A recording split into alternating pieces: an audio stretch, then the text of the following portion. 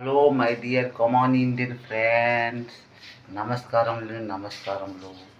ఓం సత్యము, ఓం సత్యమం. సొరంగులో ఉన్న మాటలు ఈ మనిషితో మాట్లాడుతుంది ఈ mother India channel common Indian లోక్ సమర్పిత మీడియా ఇండియన్ గురు ఆటో ఓం సత్యమం.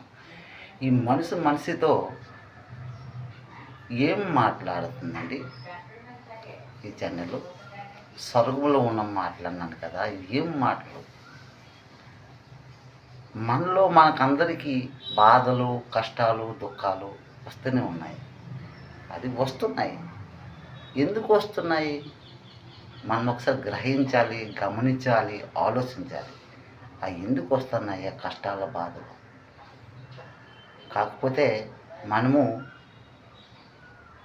గుమ్రా అంటే మనము ఆ దేవునికి మర్చిపోయి ఉన్నాము. అంటే మరిపించేస్తున్నాయి. ఏటవి?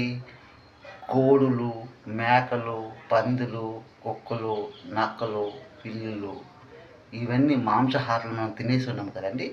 అవి మన శరీరాన్ని ఆక్రమించేసుకున్నాయి.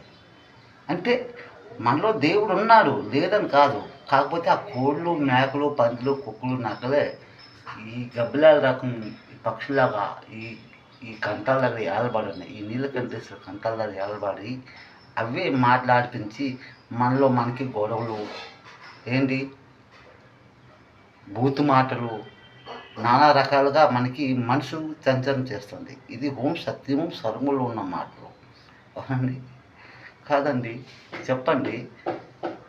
మనం అందరము మనిషి వాళ్ళమే. కాకపోతే మనకి ఈ మాంసాహారాలు బట్టే మనకి చెడ్డవాళ్ళుగా మనకి చేస్తుంది. ఇది స్వర్గంలో ఉన్న మాటలు.